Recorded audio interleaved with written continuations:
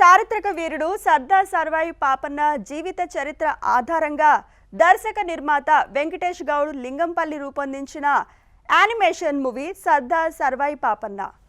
ఈ సినిమాను Viji movie maker సమర్పిస్తోంది.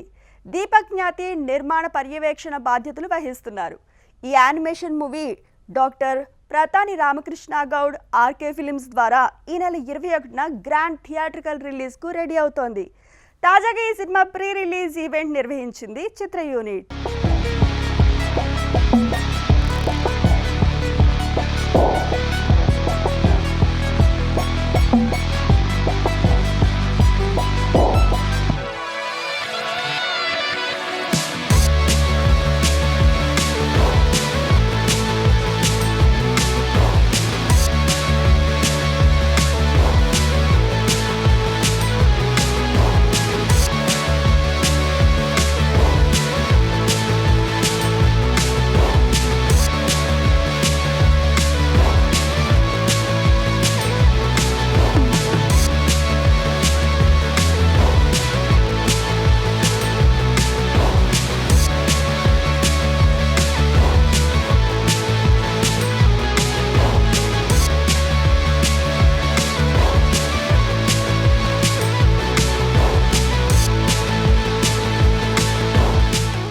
Papanna గారి చరిత్రను వెంకటేష్ గౌడ్ గారు తీయడం అనేది నిజంగా చాలా చాలా సంతోషం. ఈ సినిమాని నేను 2003లోనే డైరెక్షన్ చేసినాను. అది సూపర్ స్టార్ కృష్ణను అలాగే సుమన్ మా జహీంద్ను పెట్టి చేయడం జరిగింది. కానీ అప్పుడు పాపన్న గురించి చాలామందికి తెలియదు. కానీ ఇప్పుడు దాదాపు 25 సంవత్సరాలు అయిపోతుంది. ఇప్పుడు అందరికీ పాపన్న చరిత్ర తెలుసు, పాపన్న ఏం చేసింది అనేది కూడా తెలుసు. కాబట్టి ఇప్పుడు చాలా బ్రహ్మాండంగా ఆయన కథ బాగా అందరికీ తెలుసు. సినిమాను 2 రాష్ట్రాలలో ఆర్కే ఫిలిమ్స్ ద్వారా రిలీజ్ చేస్తున్నాం. 21వ తారీఖు నాడు రిలీజ్ చేస్తూ ఉన్నాం. తప్పకుండా ఈ సినిమాను ప్రేక్షకులందరూ ఆదరించి ఈ చరిత్రను, అంటే చాలామందికి చరిత్ర తెలియదు. అంటే ఈ సినిమా చూస్తే ఇప్పుడున్న యువతకు తప్పకుండా పాపన్న అప్పుడు ఇంత బాగా చేశాడా అనే ఒక చరిత్రను తెలుసుకోవడానికి అవకాశం ఉంటుంది. కాబట్టి తప్పకుండా ఈ సినిమాని చూసి ఇదొక చరిత్ర కాబట్టి మామూలు సినిమా కాదు. నేను ఈ సినిమా ఒక 5 సంవత్సరాలు పాపన్న పూర్తి చరిత్ర పరిశోధించి ఒక గ్రంథ రూపేణ తీసుకొచ్చి ఈ సినిమా చేస్తే బాగుంటుందని ఒక విశ్వాసంతో సినిమా చేయడం జరిగింది.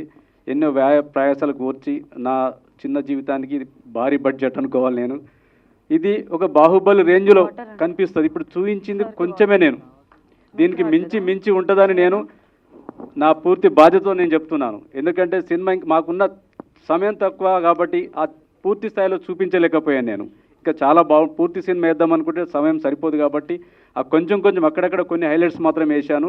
చిత్రం చాలా బాగుంటుంది.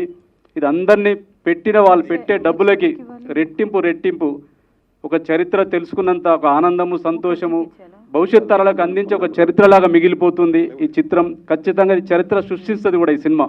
మన చరిత్ర మనమే రాసుకోవాల్సిన సమయం. రాష్ట్రం ఏర్పాటు అవుతే అత్యధిక శాతం ఉన్న బడుగుల చేతుల అధికారం వస్తుంది అనుకుంటే అది తిరిగి ఇంకొక అగ్రకుల చేతికి వెళ్ళింది.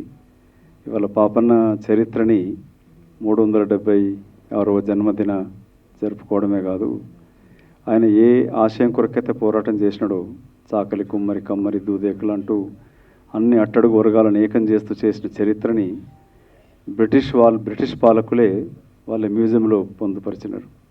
అట్లాంటి గొప్ప చరిత్ర ఉన్న వీరుణ్ణి అగ్రకుల అధినాయకత్వం చేతిలో అణచివేయబడింది. ఆ చరిత్రను బయటకు తీయాల్సిన అవసరం ఎంతో ఉన్నది.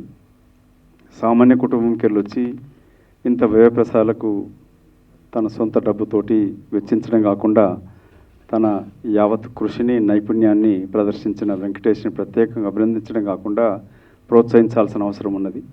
సినిమా గీస్తే సినిమాలో ఎవరికైనా పాత్ర ఇస్తే రౌడీల పాత్ర తప్ప పొరపాటున ఎన్నడూ కూడా ముఖ్యమైన పాత్రలు మాకు ఇచ్చేవారు కాదు. అలాంటివి ఎన్నో సందర్భాలు చూసాం. ఆ సందర్భాలు ఉండంగా ఎవరైనా పొరపాటున సినిమా తీస్తే, తెలంగాణ బిడ్డలు ఎవరైనా పొరపాటున సినిమా తీస్తే మనకు సాంకేతికత లభించేది కాదు, కెమెరా దొరికేది కాదు, కెమెరామెన్ దొరికేటోడు కాదు, చిత్రీకరణ చేయడానికి ప్లేస్ను సెలెక్ట్ చేస్తే ఆడ పువ్వులు పెట్టేటోడు దొరికేటోడు కాదు. ఈ ఒక్కటి కాదు, అనేక రకాలైనటువంటి సమస్యలు మనకు ఉండేటివి. కారణం ఏంటంటే ఆ ఫీల్డ్లో ఉన్నటువంటి మిత్రులందరూ కూడా మన పక్క రాష్ట్ర ఆంధ్ర మిత్రులే కావడంతో ఎవరు కూడా తెలంగాణకు సహకరించేవారు కాదు. కర్మగాలి అన్ని బాధ్యతలు తీసుకొని అన్ని బాధలు పడి ఇంట్లో బిడ్డ పెళ్ళికి ఎన్ని బాధలు పడి దానికన్నా 100 బాధలు ఎక్కువ పడి తీరా సినిమా తీస్తే ఒక్క థియేటర్ దొరికేది కాదు, ఒక్క డిస్ట్రిబ్యూటర్ దొరికేటోడు కాదు మనకు. ఇన్ని బాధలు దీంట్లో ఉన్నాయి. ఇన్ని బాధలు గట్టెక్కటము అని అంటే సినిమా తీయటం అంటే సినిమా మీద గుర్రం మీద హీరో పరిగెత్తిందే చూశాం, కానీ ఆ కాళ్ళ కింద ఎంతమంది నలిగిపోయారనే విషయాన్ని మాత్రం మనం గమనించలేకపోతా ఉన్నాం. ఎన్ని కష్టాలు పడి ఉంటాడు వెంకటేష్.